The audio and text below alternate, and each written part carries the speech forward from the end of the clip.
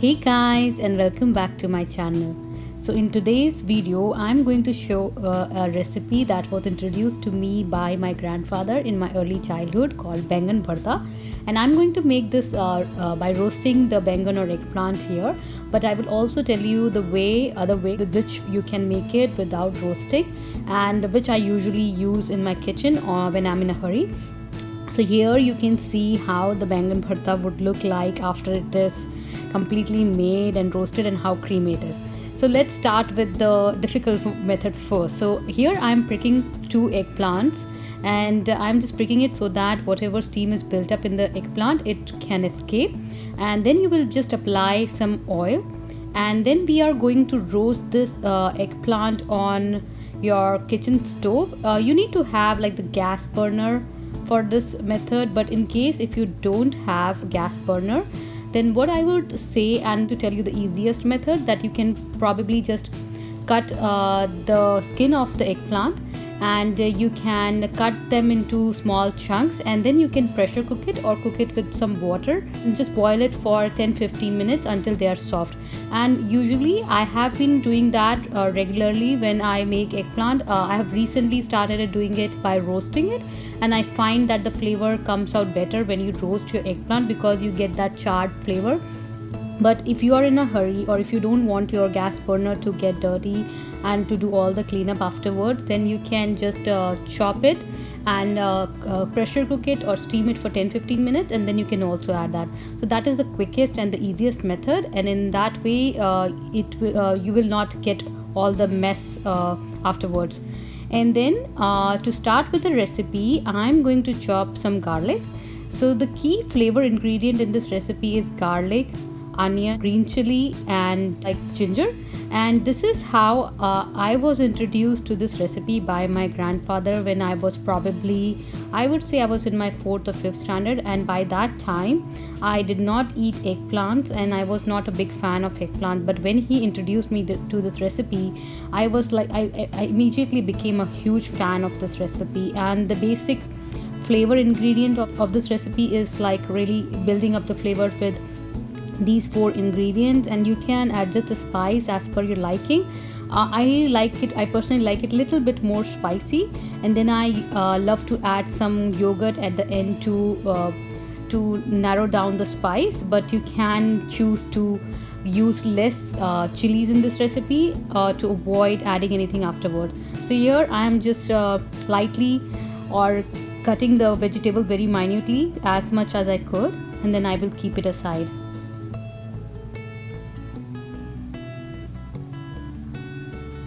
So here goes our ginger, and then I will take 1 whole onion in this recipe, and I'm taking red onion, but you can use any onion of your liking. So chop it finely.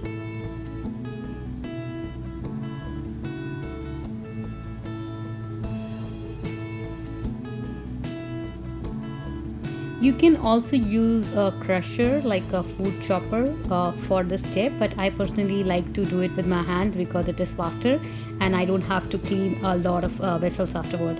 So you will see in my recipes that I do try to incorporate things which will require minimum effort or which will require minimum cleaning afterwards. Yes, this recipe is an exception because yes, you will see that I'll have to do a lot of cleanup afterwards. But do try it the other way that I told you, so that you don't have to go through that step. And a friend of mine, like I was talking to mother of a friend of mine, and she was telling me that the other way that you can make this recipe in cooker is actually you can roast your masala, like the tomato and onion and garlic masala, and then chop your eggplant. Just don't boil it, chop your eggplant and then add it to the cooker and give it a few whistles. I found it very interesting, so I haven't actually tried that way, but you can also make this recipe that way. And if you do try it, then please let me know. I will be trying it personally myself because I found that method to be very interesting and less messy. So here is the messier version which I am showing you. So these eggplants will be roasted for approximately 15 to 20 minutes. Yes, it will take that long. and you will see that the skin will be really dark and it will start burning. And make sure to also turn on your vent fan, because it will be very messy and very smoky in this recipe. So here in a pan I have taken some olive oil. You can also use mustard oil, which actually works better, but since I didn't have mustard oil at the time, so I'm using olive oil. Then I'm adding some asafoetida, and then I'm going to add some cumin seeds or jeera. There goes our chopped garlic, and as you can see, we love garlic in this house, so I have added a lot of garlic. And I'm going to roast this garlic very nicely on low flame so that the flavor of garlic is released nicely. And then to this we will add our chopped ginger and chopped onion and chopped chilies. Yes, chopped chilies also. So here goes some chopped chilies or jalapeno, some chopped ginger,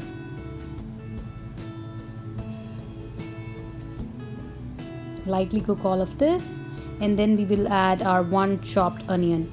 And the key to this recipe here is you have to actually roast all of these flavors very nicely and let them build up. So I usually, whenever I'm cooking any vegetable, Indian vegetable, I usually like to roast my vegetables or the base very thoroughly so that they build up that flavor which is required for the recipe, and then only I will add the tomatoes.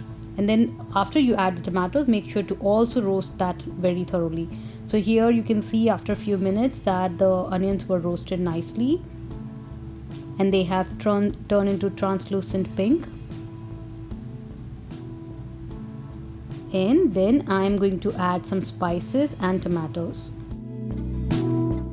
Here goes 1 tablespoon of coriander powder, half teaspoon of red chili powder, 3/4 teaspoon of haldi or turmeric powder, and then mix all of this nicely so that the masalas or the spices are also cooked properly before adding tomatoes.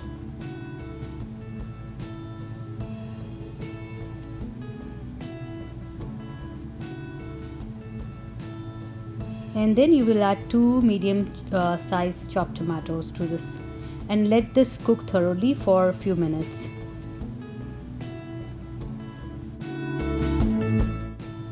I like to also add some salt at this time so that the tomatoes are cooked quickly and they lose out their water. So now I have added a little bit of salt here, and I will be adjusting the salt afterwards too. So let's come back and check our eggplants. So they are getting roasted, and as you can see the second eggplant has also started losing oil, and it is cooking very well from inside too. So I'm gonna let it cook for another 10-15 minutes until they are very shrunk and they are well cooked, and then I will take them into a colander and let them rest for some time before I peel off all the skin. So I'm gonna just keep flipping them over like as I'm cooking the other stuff, and then let it roast for a couple of minutes.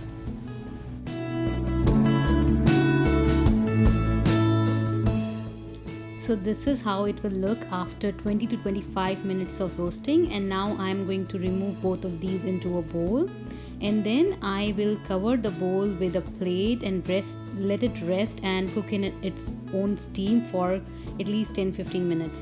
And afterwards you can see how it has released all the steam, and you will see that it has also released some oil at the bottom. Now I will just peel off the skin and chop the eggplant very minutely so that I can add it to the vegetables that we have cooked. So here I'm just peeling the skin nicely, and it is a little hot right now, so when you're doing this step, be mindful that you don't burn your hand. And you can see how thick the skin is and how the eggplant has shrunk very nicely and well cooked. And I have also watched an episode of Food Wishes. I'm not sure if you guys follow him or not, but I personally like his channel a lot, and he has discussed how you can identify eggplants, if they are male or female, or which eggplants will have more seeds in them or not. So if you see, whenever you're going for grocery shopping and if you see that there is a line at the bottom, that means it is a female eggplant, and if you see a dot at the bottom, that means it's a male eggplant. And male eggplants will have less seeds. So this is a really useful tip that I have learned from Food Wishes, and I will try and link his video at the bottom because that's a very good video, and I personally am a fan of Food Wishes channel, so please do check out that channel and also that tip. But here I am just sharing it very quickly with you guys, and these are the 2 eggplants that I've roasted, and now I'm going to chop it very finely, and then we are going to add it to our cooked tomato base.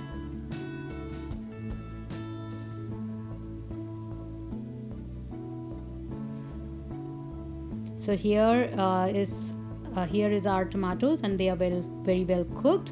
Now I will just add the cooked eggplant to this recipe, and then our bangan bharta is nearly coming to an end. It is cooking very well.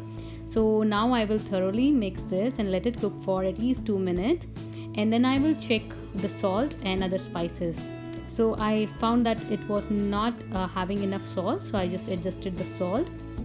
And since I'm also cooking it for my daughter and she might find it spicy, so I added 2 teaspoons of Greek yogurt, or you can add any yogurt or cream of your liking. Adding yogurt actually makes it little bit more creamier, and the texture also comes very nicely. So I have been adding yogurt in my eggplant or bangan bharta, so please do try it and let me know how you find it. So here goes my few final ingredient, which is 1 teaspoon of garam masala, some chopped cilantro,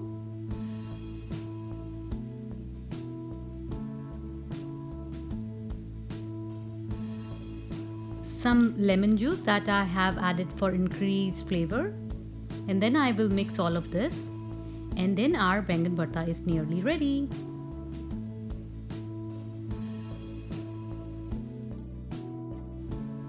Here I'm just adding 2 tablespoons of Greek yogurt and then some salt, and then look at that, how well and how creamier it is gonna be after adding these 2 ingredients. And like, look at the texture and the creaminess of this bangan bharta. My mouth is still watering like after like having this bharta, and while recording also I can really remember the flavors, how it came out and how creamier and nice it was.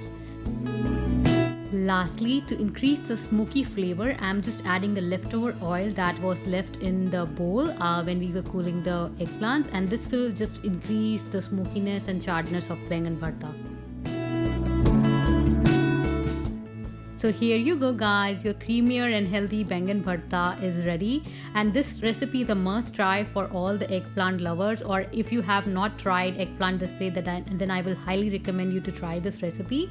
I know that you might take some time to roast your eggplant, so please do also try the other 2 methods that I have told you in the video, and I am going to personally try that too. So please let me know in the comment section below if you would like to see a video on the other 2 methods, and I will be happy to share that. And here is my lunch plate that I cherished on that day. So I hope you guys enjoyed this video. Please let me know in the comment section below how you liked today's video and what you would like to see next. I post 1 video every week. So until next time, bye bye and take care, and don't forget to subscribe to my channel to stay connected. Bye bye.